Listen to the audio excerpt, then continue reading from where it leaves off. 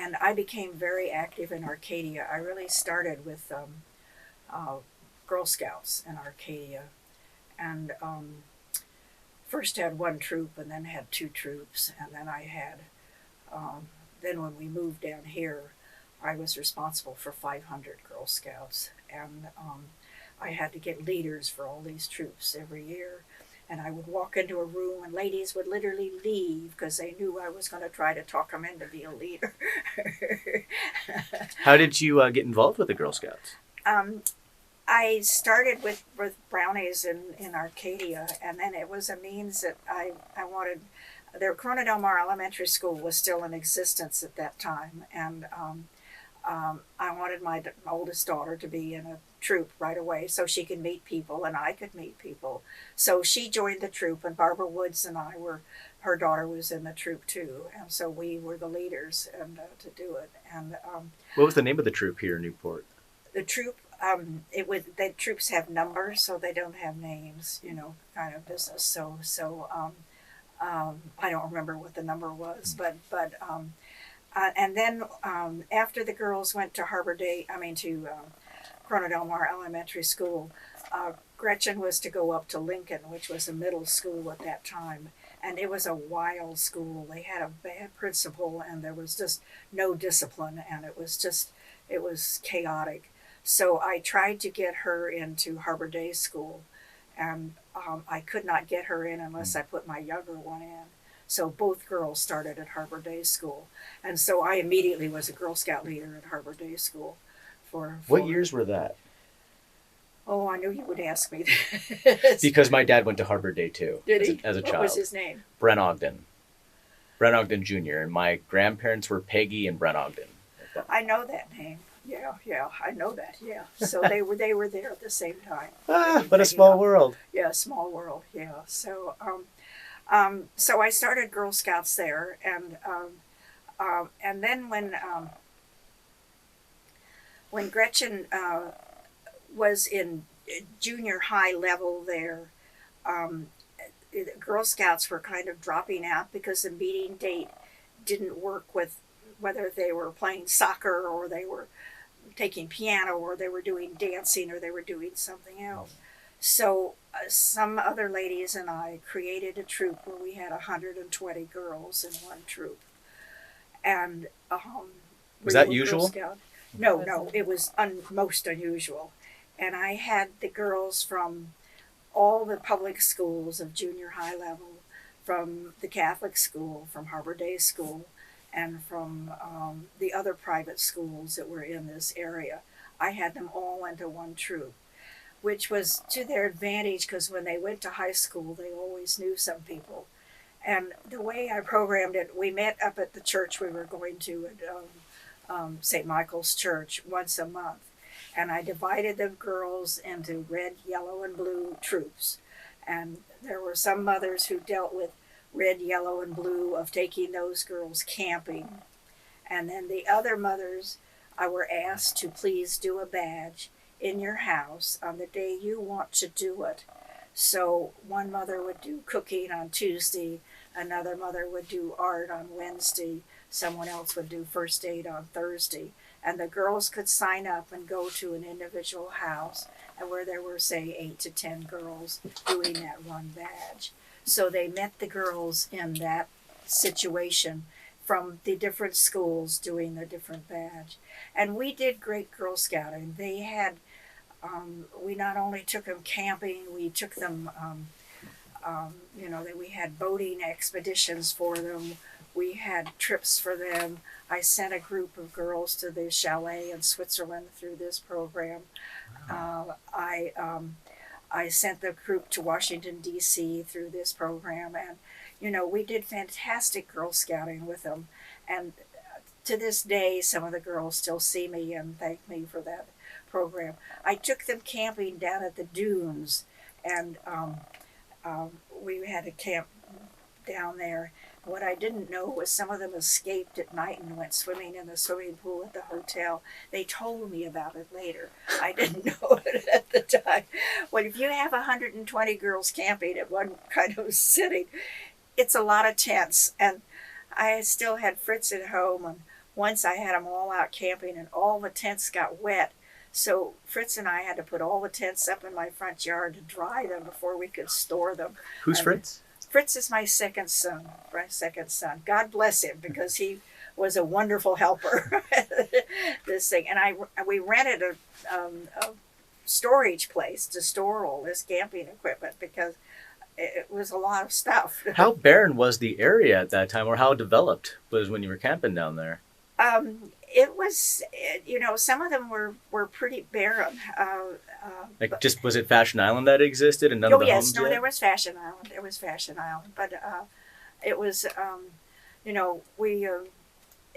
it was adventuresome when you take out 120 girls. Believe me. So it was kind of reminiscent of the Boy Scout Jamboree that they had there. Yes. So you had the Girl Scout Jamboree there. I had the Girl Scout Jamboree. Yeah.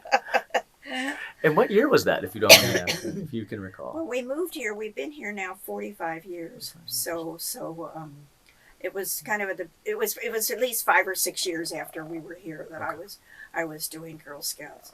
And then I started doing AFS, which is the American Field Service Program, where you host kids through the high school, or you send kids overseas. And it was at Corona Del Mar High School, and we sent 4 kids overseas every year from our high school. I mean, we hosted 4 kids rather, and one year we sent 12 kids overseas, and that was a big undertaking because you have to go through the selection process of the kids. They have to have certain grades, and they have to have the ability to go and live in a foreign language. But those kids will never forget the experience either. I was just kind of rereading some letters that that we sent one Sherry Loofborough's son down to Ecuador or someplace, and he was a wonderful swimmer, and he was immediately on the team in this country going to the Olympics from that country as a swimmer. I mean, it was an amazing experience. And one young person went to Iceland, and the language in Iceland is very difficult. It's a very difficult kind of experience. We had one young guy down in South America, country that had when the British came and was going to have the revolution, down in Argentina. And AFS called me and said, "You've got to get hold of him, and you can give him choices. He can come home, or he can go to a different country in South America, or he can stay." And when I got hold of him, he said, "Come home." He said, "This is my only chance to be in a revolution. I'm staying." So he stayed. Oh my gosh. Yeah. So it was a fascinating kind of number of years that I had because of these kids and where they were and what they went through and kind of business. But I was still doing that program when we had to start with the library. And which library? This one? Newport Public Library. This library. The chairman of the library trustees was a friend of ours from Stanford, and he what was his name? To us. His name was Sword. Charles Sword. His name is on the reading room up at the top here. And he said, would you be willing, the city is willing to help do the library if they have a demonstration of private money for public building. So it was our job to raise $1 million to show private support. And at first I thought, oh, this won't be hard. We'll get a few wealthy people in Newport Beach to give us some big sums and we will be able to do it. But it was a recession, and people didn't have big money. And so I kind of broke into a sweat when I realized that it was going to be a very hard job. It took us 5 years to do it, and we had 3,000 donations, and I wrote every thank you letter for every donation. We ran readathons for little children. We had a doctor's party. Doctors don't give money, I discovered afterward, but I had some author come speak to doctors. But what doctors did do is when their clients came in, when their patients came in, they said to them, you know, they're building a new library, why don't you help? So we got some of the patients. The city helped us. We got to do a mailer and a water bill, and we got back money from people none of us knew, and because they lived on the East Coast, but they had a summer place in Newport Beach, and they had to pay the water bill in Newport Beach, but they lived in New York, Boston, Florida, someplace else, and so we got donations from across the country from people who also owned a place here in Newport Beach. And that made the library really go in to look to see where, it was the first time the library really studied about where their patrons came from. And they discovered how many people outside of Newport Beach use this library. And because we are surrounded by county libraries, Irvine, Laguna Beach, and Costa Mesa all have county libraries. And the county libraries, at that time, the county was broke, and so they were closing their libraries. So people would get in their car and say, I'm not sure the library's open. So they came here because they knew it was open. So they knew it was open and that was how we got so many more people that are coming. But we're also the hub for all of the colleges in Orange County. This is where the kids study from all the colleges in Orange County. We have these wonderful carols that look out at the ocean and that are quiet, and we have a staff that is dedicated to helping anyone who comes in the door here. And that's their motto, is that we help anybody that comes. We also have a teenage section up there because our public schools do not buy enough books for, if they say read Tom Sawyer, we buy a lot of books on Tom Sawyer so that the kids have access to the books to read. So we work with the high schools about what they're going to read. And then our children's section, which is where John and I have our name on it, that place is packed all the time because they have the computers and they have story time. And now that when they built the new addition to the place, they have all these games, they have puzzles and trains and blocks and things for little kids. Sometimes you come in here on a Sunday and that whole section in the children's area is filled. A lot of Asians are here now. They bring their kids for entertainment on Sundays. That's their outlet on Sundays, is how they have their kids. And of course they're getting educated at the same time. So I was one of those kids as a byproduct. I remember when this opened, and I used to play Where in the World is Carmen Sandiego on those computers all the time. Really? Mm-hmm. Yes. Yeah. So, well, of course, it's the kids that I'm really interested, that they read and that they do it. Because when we moved here, then my youngest, read 25 books a week. And the first place I found was not the grocery store or not the gas station, but the library. The library, because she had to have books to read. The day we moved into the house, it was raining, and I had plumbers and carpenters and painters and everybody there, and she said, I have to go to the library, and I said, I'm not going to make it today, dear. Here's the encyclopedia, read that. And she did. And she has been the most conscientious person with this little child she has about reading to him. And he talks like he's 25, and he's now just about to be 10 tomorrow. Wow. And he's got this huge vocabulary and this huge comprehension about things, and just because she's read to him so much. It's rare to find a very articulate lexicon within someone that young. Yeah, well, but he's picked it up through the reading that she's done, and he's now able to read himself. So she tells me what she's buying for him for. Now, you mentioned in high school, that's when you really started getting into libraries. Would you care to elaborate on that? Did I what? You mentioned that when you went to high school up in Brentwood, yeah, that's when you really started getting into libraries, right? Or books per se. Right. Could you elaborate on that a little? Well, it was because the social scene was just not something I was going to fit into, and I could read, and so the libraries, I read a tremendous number of books about horses. I was very into horses and dogs, and that was my out of what to read. And at nighttime, when I was growing up, there was no television, and after we had dinner together, my whole family sat and read. I mean, that was our nighttime activity, was reading. My parents were both avid readers and read magazines and books and knew everything, in print. So I was accustomed to this pattern of reading. And dinner table conversation when I was growing up, there was always intelligent conversation. You know, my father always had something to say about something that happened in the news or some historical fact or something. And both my parents were very intelligent and had a lot to talk about. And my mother fixed breakfast, lunch, and dinner. We never ate any meal out. And that was, you had to have conversation at breakfast, lunch, and dinner.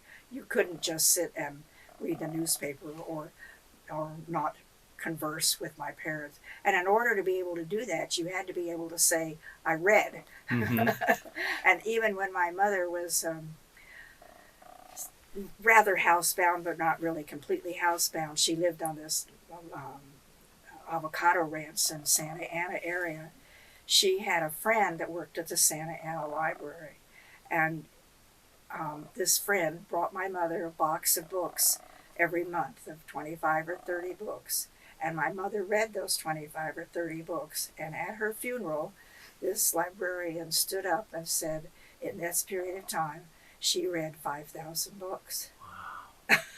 Wow. And so my mother always had, did you know that Lincoln said this? Or did you know that Roosevelt said this? Or did you know that, something else that, that she always had something to talk about from what she was reading.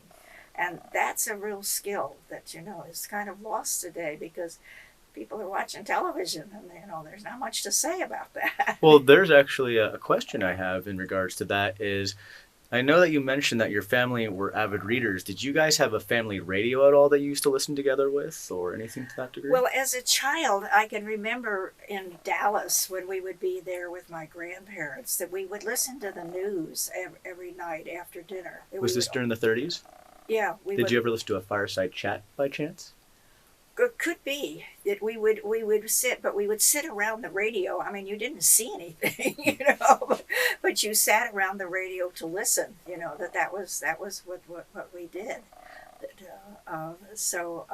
But I don't really remember my family particularly listening to the radio.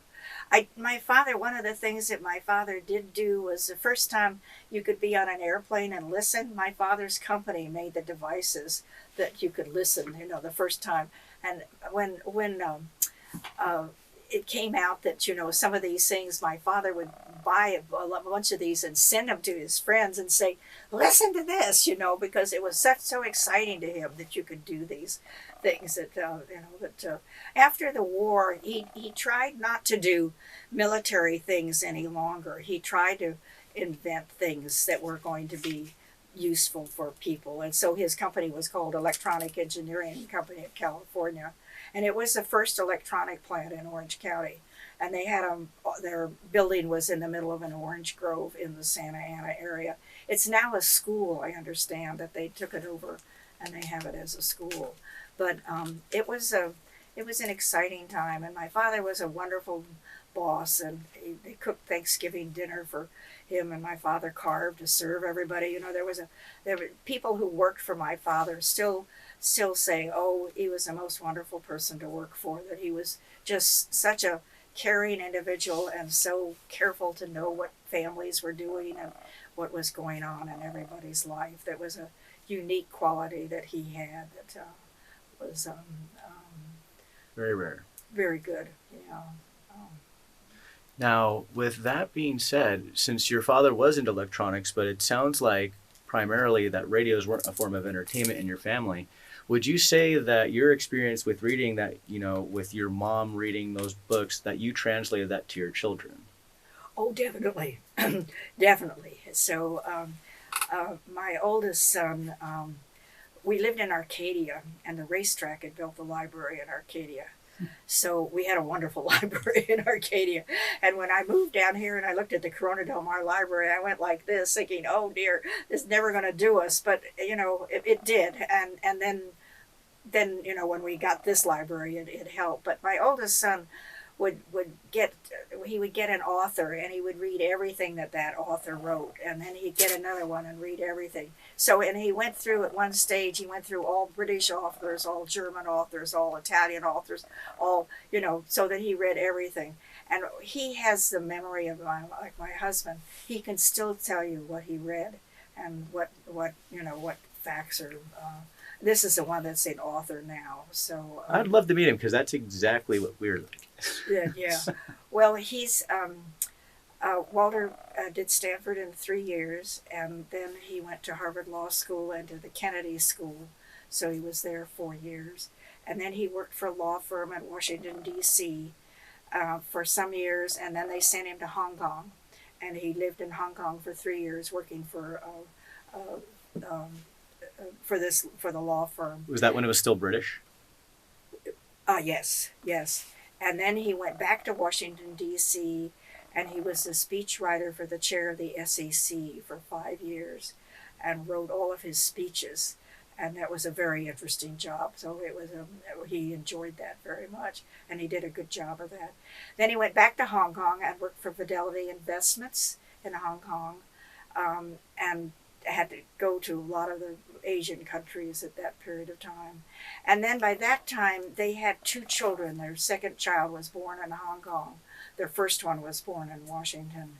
And they lived on the 15th floor or 20th floor or something of this high-rise building. And when my oldest grandson was little, he could get down to the playground, but he wasn't tall enough to press the number to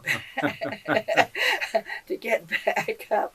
So they had a full-time ama that lived, with them, a Filipino. They're all Filipinos, and she worked, every day but one, and cleaned the bathroom every day and did all the dishes, and it was an interesting life. It's an interesting family pattern too, because you were born in London in a British Isle, and then your son had your grandson on another British territory, and they still had help at a house. Mr. Cutter repeats itself. So they came back to Washington D.C. and he worked for another kind of a firm that dealt with railroads and airplanes and things on that order. I really don't know exactly what he did, but he was considered very valuable because he said, I'm either going to leave the job altogether, or I'll work 1 week and then not work 1 week because I'm going to write a book. And they said, oh no, you have to work. So even after they moved up to Phillips Exeter Academy, where my daughter-in-law taught math they were there for 6 years, she teaching math, and he was still getting paid from this other job, something like $500 an hour, something ridiculous, because they were so eager for him to do the work. But he wrote the first book, and then started on the second one, and that one he had the publisher, so that I told you, so that was Simon & Schuster. It was good, yeah. So now, with that being said, with helping with the library here, you said in the 60s, I believe. What transpired from your involvement here in the library? You mentioned that the children's section being named after you and your husband. Well, I went on to other jobs. I went on to working with Pacific Symphony, and that's what I'm doing now. My husband was on the board, and then he started having all these health problems, and so I kind of took over the adolescent program of running the youth orchestra program, and that's. But I still go to city council on library issues. If there's something, we had somebody on the city council who said they wanted to make it a pay library, and I was right there at city council saying no, because we have the Costa Mesa school district, and we have kids that come from Costa Mesa in our school district. We cannot charge the kids for that situation. And anyway, we have people, and during the summertime, Newport Beach gets lots and lots of people from back east or the Midwest or something here. We can't charge them to come use the library, and they love the library, that they come to do it. And we have the retired men's club here, and because the housewife says, dear, why don't you go to the library? And this is where they are, reading the morning paper. And so that's important too, that we have that here. And for many people, this library is their place where they come. if they do nothing else all week long, they'll come to this library. And to me, that's very important.